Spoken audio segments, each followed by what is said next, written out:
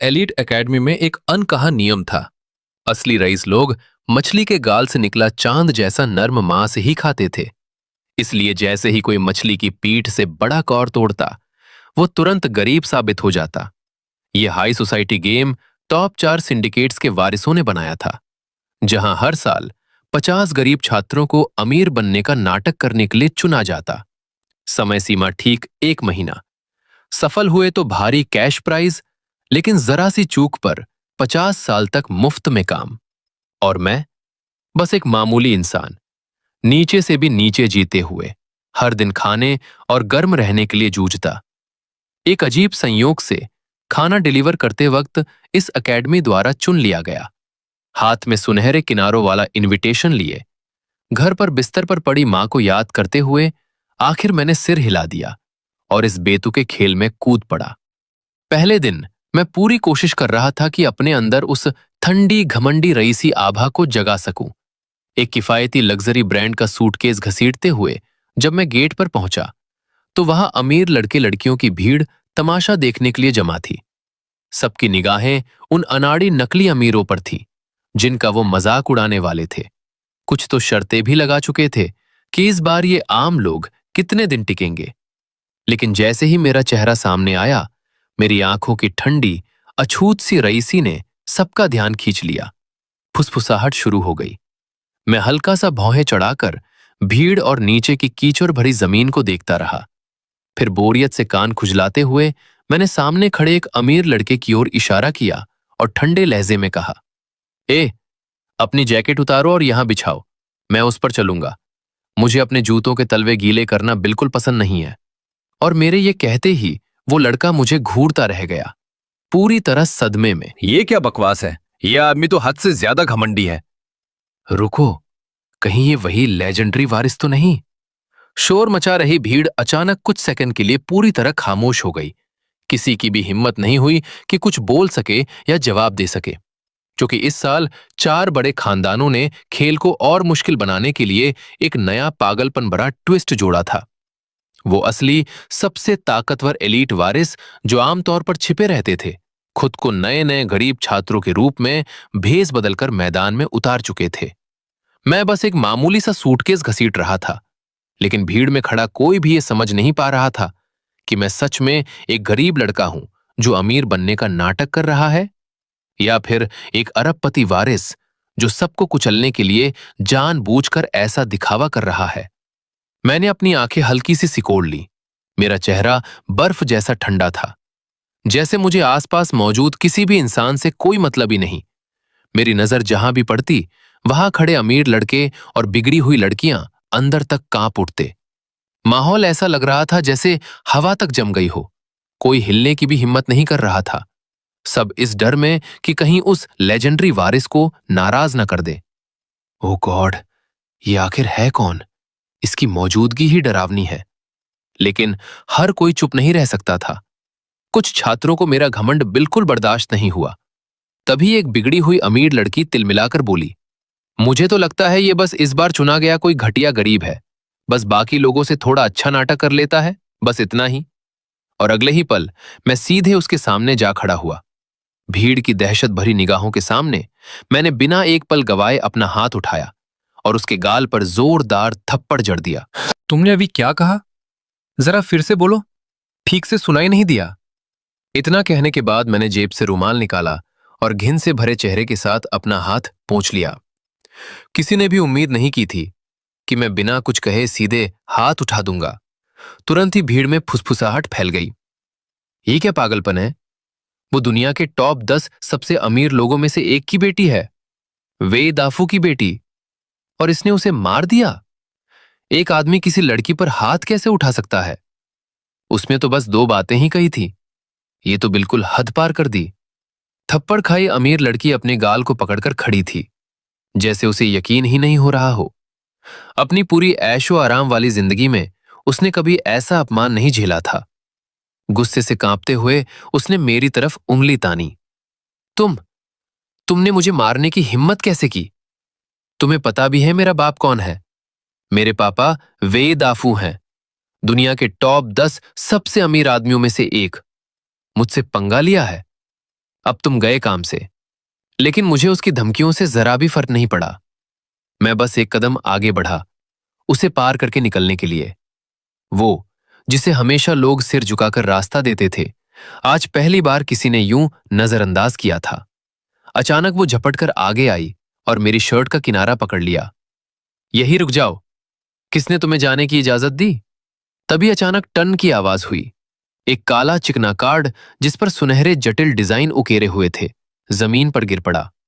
एक तेज नजर वाले छात्र ने तुरंत उसे देख लिया और हैरानी से चिल्लाया, अरे ये क्या है? सबकी नजरें उसी कार्ड पर टिक गईं। रुको, ये ब्लैक गोल्ड कार्ड है क्या? वही जो पूरी दुनिया में सिर्फ 3 ही है। भीड़ में दहशत भरी सांसें गूंज उठीं। मेरे होठों के कोनों पर हल्की सी मुस्कान उभरी। चाल तो बिल्कुल परफेक्ट बैठी। नकली ब्लैक गोल्ड कार्ड बनवाने में जो दौलत उड़ाई, वो वसूल हो गई। मैंने सिर उठाया और घमंड से उस लड़के की तरफ इशारा किया, जिसने पहले मेरे कपड़े फेंके थे, फिर जमीन पर पड़े कार्ड की तरफ दिखाते हुए कहा, तुम इसे उठा लो, अब ये तो तुम्हारा है। वो लड़का जैसे सदमे में जम गया। फिर उसके चेहरे पर अचानक ऐसी खुशी छा गई जैसे लॉटरी लग गई हो।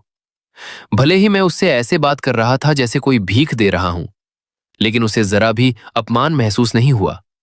उल्टा वो खुशामदी मुस्कान के साथ दौड़ता हुआ आया, मेरे पैरों के पास से कार्ड उठाया और दोनों हाथों से झुककर मुझे वापस देने लगा। इतना कीमती कार्ड अगर आप 100 बार भी दे, तब भी मैं इसे इस्तेमाल करने की हिम्मत नहीं कर सकता। आप ही इसे संभाल कर रखिए। मैंने घिन से उसे देखा, फिर रूमाल से उस गंदे हो चुके कार्ड को पकड़ा और कलाई झटकते हुए उसे पास पड़े कूड़ेदान में सटीक फेंक दिया। अब ये कार्ड गंदा हो चुका है, मैं इसे कैसे इस्तेमाल करूं? और जब किसी को चाहिए भी नहीं, तो कचरे में ही सही।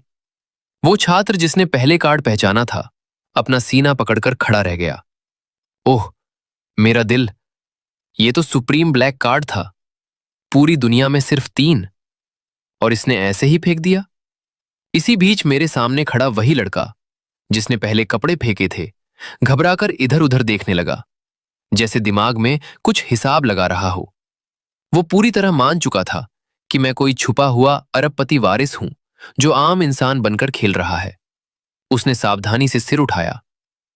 हेलो क्लासमेट, मेरा नाम जैन रुई है। मेरा परिवार एक बड़ा होटल एम्पायर चलाता है। क्या मैं जान सकता हूं आप कौन हैं? ये वही सवाल था जो वहां मौजूद हर किसी के दिमाग में घूम रहा था। मैं समझ गया, ये मेरा पहला असली टेस्ट था। अगर पास हुआ तो इस टेढ़े मेढ़े हाई सोसाइटी गेम में मेरी एंट्री पक्की, और अगर फेल हुआ तो सब खत्म। मैंने गहरी सांस ली, अंदर उठ रही घबराहट को दबाया और बर्फ जैसी ठंडी आवाज में कहा, मैं कौन हूं ये जानने लायक तुम अभी बिल्कुल नहीं हो। तभी अचानक स्टूडेंट काउंसिल के लोग भीड़ चीरते हुए वहां आ पहुंचे। रास्ता दो, साइड हटो, जल्दी। वे सीधे मेरे सामने आकर रुक गए। मैं, जो उस वक्त भीड़ के बीच घिरा हुआ एक ठंडा और अलग थलग खड़ा था। तुम गुमोयान हो, सही है ना? फ्रेशमैन रजिस्ट्रेशन के लिए बस तुम ही आखिरी बचे हो जिन्होंने अभी तक चेक इन नहीं किया। जल्दी करो, मेरे साथ चलो। जैसे ही ये शब्द निकले, हमारे आसपास की भीड़ में तुरंत हंगामा मच गया। उसका सरनेम जी यूं है, कहीं वो वही टॉप टियर अमीर खानदान से तो नहीं जो सालों से लो प्रोफाइल रह रहा है? गु फैमिली का यंग मास्टर? मैंने सुना था कि यंग मास्टर गु इस साल ही देश वापस आया है।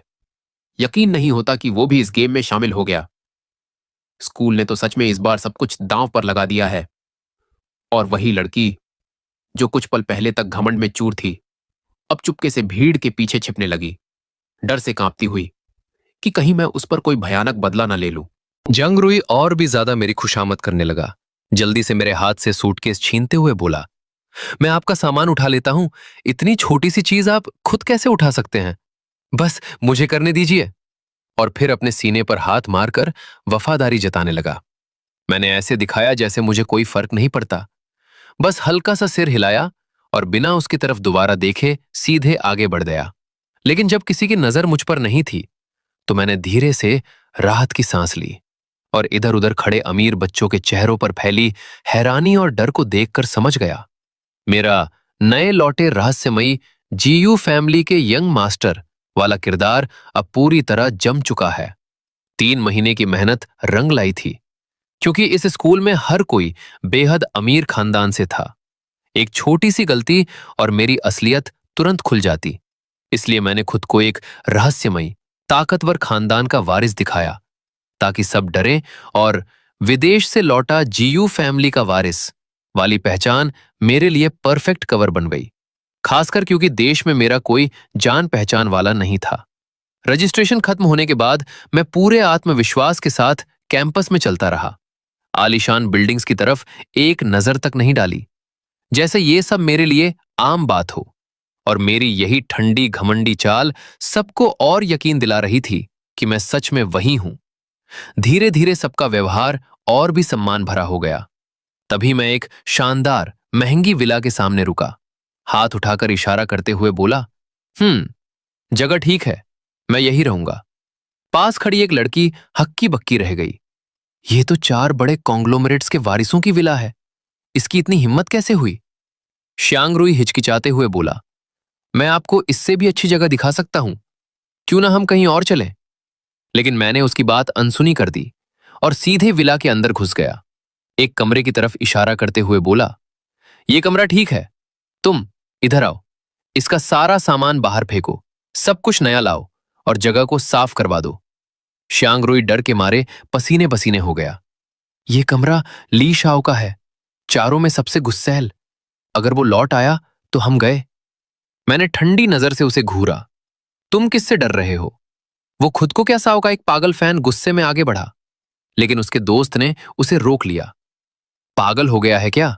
उसका सरनेम गू है, मरना है क्या?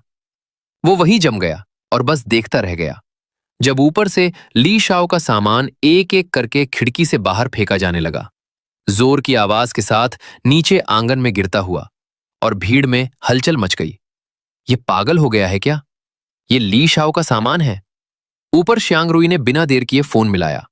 हेलो, तुरंत लोगों को भेजो, यंग मास्टर ली के कमरे का सारा सामान बदल दो और पहले से भी बेहतर होना चाहिए। फिर वो नीचे झांक कर मेरी खुशामद करने लगा। मेरा सामान जल्दी से सेट हो गया, और जैसे ही मैंने कमरे का दरवाजा बंद किया, बाहर की सारी निगाहें गायब हो गई। मेरा ठंडा चेहरा तुरंत ढह गया और मैं सीधे मुलायम बिस्तर पर गिर पड़ा। सीने पर हाथ रखकर लंबी सांस ली। बाल बाल बचा।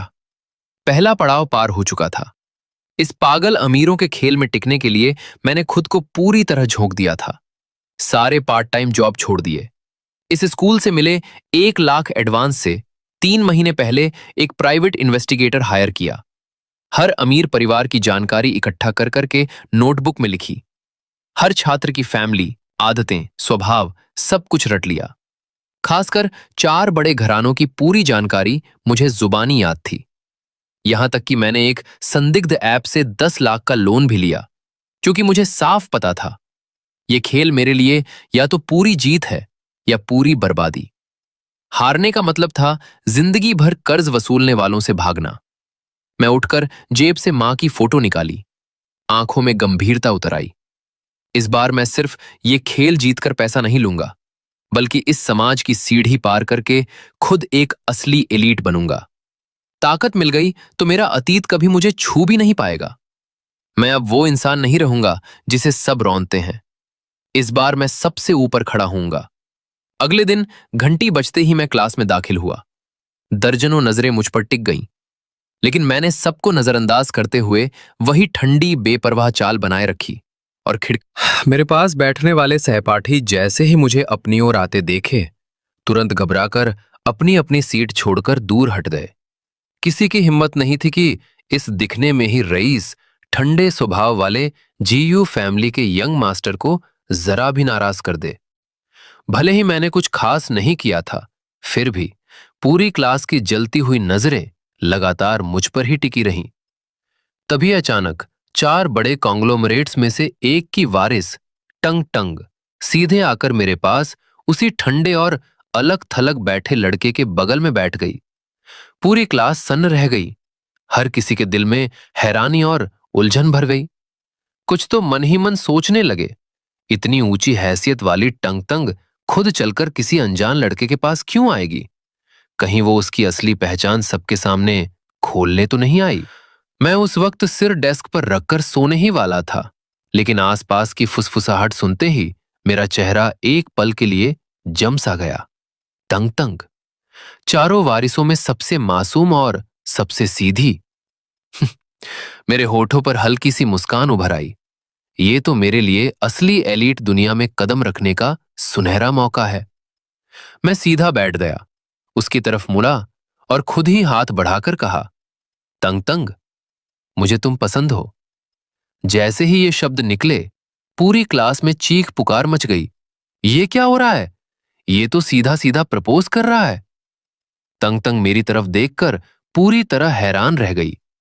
खिड़की से आती धूप मेरे चेहरे पर पड़ रही थी, मेरे पहले से ही आकर्षक चेहरे को एक नरम चमक में ढकते हुए, जिससे मैं और भी रईस और भी चमकदार लग रहा था। तांग तांग ने अपनी जिंदगी में कभी इतना दिल थाम लेने वाला लड़का नहीं देखा था। वो पहली ही नजर में मोहित हो गई। जो थोड़ी बहुत नाराजगी हो सकती थी, वो पल भर में गायब हो गई और उसकी जगह ले ली एक शर्म से भरी घबराई हुई मुस्कान ने। ये खूबसूरत पल तुरंत कैमरे में कैद हुआ और ऑनलाइन पोस्ट कर दिया गया। उधर चारों बड़े सिंडिकेट्स के एक्सक्लूसिव वीआईपी लाउंज में चीहान, जो एक कस्टम लेदर सोफे पर पीछे टिके बैठा था, उसकी भौहें गहरी सिकुड़ी हुई थीं। वो स्कूल के फोरम को ध्यान से देख रहा था, खासकर उस तस्वीर को जिसमें मैं और तांग तांग साथ नजर आ रहे थे। उसने कैजुअली कमेंट्स स्क्रॉल किए, लेकिन उसकी उंगली एक थ्रेड पर रुक गई, जहां गू फैमिली के यंग मास्टर की चर्चा हो रही थी। चीहान जो ने भौं उठाई। गू फैमिली का यंग मास्टर? स्कूल के पहले ही दिन तांग फैमिली की सबसे सख्त सुरक्षा में रहने वाली बेटी तांग तांग को प्रपोज कर रहा है। हिम्मत तो है इसमें, लेकिन मैंने इसे पहले कभी देखा क्यों नहीं? पास ही बैठी गोल्ड रिम वाले चश्मे में एक शालीन और परिपक्व लड़की लैंग यू जिन बेपरवाही से बोली, वो हमेशा से विदेश में रहा है, तुमने नहीं देखा? ये तो नॉर्मल है, इतना बड़ा मुद्दा क्यों बना रहे हो? लैंग यू जिन ने यूं ही नजर उठाई और गलती से फोरम पर उस ठंडे खूबसूरत लड़के की तस्वीर पर उसकी नजर पड़ गई। उसकी आंखों में एक पल के लिए हैरानी चमकी। उसने चुपचाप अपनी मुट्ठी भींच ली, लेकिन चेहरे पर ऐसे जताया जैसे कुछ हुआ ही नहीं। चीहान, जो अब भी फोन में उस तस्वीर को घूर रहा था, उसे ये बात अजीब लग रही थी। इतने बड़े, सालों से छिपे हुए अमीर खानदान के बारे में बिल्कुल भी खबर ना होना नामुमकिन था। उसके चेहरे पर छाई उलझन ने पास बैठे ऊबे हुए ली शाओ की जिज्ञासा जगा दी। बिना एक पल गवाए वो झुककर चीहान जो के हाथ से फोन छीन लिया। वो खुद देखना चाहता था कि आखिर वो कौन है जिसने हमेशा शांत रहने वाले चीहान जो को इतना हैरान कर दिया। चीहान जो कुछ समझ पाता, उससे पहले ही ली शाओ ने उसका फोन छीन लिया। ली शाओ कप का सोफे के दूसरी तरफ कूदकर बैठ चुका था। उसने फोन अनलॉक किया और उस ठंडे अलग थलग लड़के की तस्वीर पर जूम किया। खिड़की के पास बैठा, धूप में नहाया हुआ वो बेहद खूबसूरत चेहरा उसकी आंखों के सामने भर गया और उसी पल ली शाओ का जबड़ा खुला का खुला रह गया। ये तो हद से ज्यादा खूबसूरत है, ऐसा चेहरा, और मुझे आज तक इसके बारे में पता ही नहीं चला। जी हां, जो ने भी सिर हिलाकर हामी भरी। सही कह रहे हो, इतनी शक्ल वाला इंसान हमारे सर्कल में अनजान रह ही नहीं सकता। कहीं इसके पीछे कोई बड़ा राज तो नहीं? तभी लैंग यू जिन ने अपने चश्मे को हल्का सा ऊपर करते हुए ठंडे लहजे में कहा, जी हां जो, तुम आजकल कुछ बदले बदले लग रहे हो। पहले तुम्हें ऐसी चीजों में जरा भी दिलचस्पी नहीं होती थी। जी हां जो एक पल को चौंका, फिर तुरंत संभल गया। ऐसा है क्या? बस यूं ही टाइम पास के लिए सोच रहा था। लेकिन ली शाओ अब उनकी बातों पर ध्यान ही नहीं दे रहा था। उसकी नजरें फोन स्क्रीन पर जमी थीं। उंगलियां धीरे धीरे उस खूबसूरत चेहरे को छूती हुई सरक रही थीं और उसके होठों पर एक खतरनाक मुस्कान उभर आई। गू मोइन, ये खेल अब मजेदार होने वाला है। दोपहर होते ही सारे अमीर लड़के लड़कियां स्कूल के कैफेटेरिया में इकट्ठा हो गए। मैं हॉल के एक कोने में बैठा था। ट्रे में रखी स्टीम्ड ग्रुपर मछली को देखते ही मेरा चेहरा एक पल को जम गया, क्योंकि इस एलीट स्कूल का वो अनकहा नियम फिर सामने था। असली रईस सिर्फ मछली के गाल का चांद जैसा मांस खाते हैं, और जो पीठ से खाए वो तुरंत गरीब साबित होता है। ये था इस खेल का दूसरा टेस्ट, जिसमें अनगिनत लोग पहले ही बेइज्जत होकर बाहर हो चुके थे। मैंने इसके लिए आधा महीना घर पर प्रैक्टिस की थी।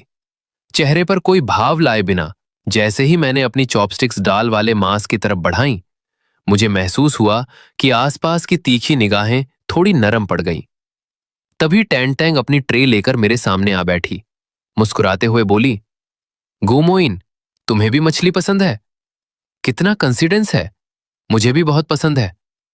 मैंने ऊपर देखे बिना बस हल्का सा सिर हिला दिया। क्लास में जो प्रपोज हुआ था उसे मैंने मजाक बता दिया था। फिर भी टैंग टैंग मेरे पीछे पीछे ही लगी हुई थी। लगातार हाथ हिलाकर मुझसे बातें करती, अकेडमी की गॉसिप सुनाती रही। उसके उस हल्के फुल्के माहौल में मैं थोड़ा ढीला पड़ गया, और जैसे ही मैंने फिर से चॉपस्टिक्स बढ़ाई, वो अनजाने में मछली की पीठ की तरफ बढ़ गई। मेरा दिल एक पल को रुक गया। चेहरे पर ठंडा पसीना आ गया। सालों की आदत थी वो, गरीब होने की आदत। तभी टैंग टैंग ने तुरंत मुझे रोक लिया। बिना शक किए समझ गई कि मैं विदेश से आया हूं और नियम नहीं जानता। पीठ से मत खाओ, यहां एक अनलिखा नियम है। हम सिर्फ गाल का मांस खाते हैं, वरना लोग तुम्हें गरीब समझेंगे। मैं अंदर ही अंदर राहत की सांस ली। अगर वो इतनी भोली ना होती तो मेरा राज यहीं खुल जाता। बिना पलक झपकाए मैंने तुरंत चॉपस्टिक्स का रुख बदला। गाल का मांस उठाकर मुंह में डाल लिया, धीरे धीरे चबाया, और फिर टैंग टैंग की तरफ एक हल्की ठंडी मुस्कान के साथ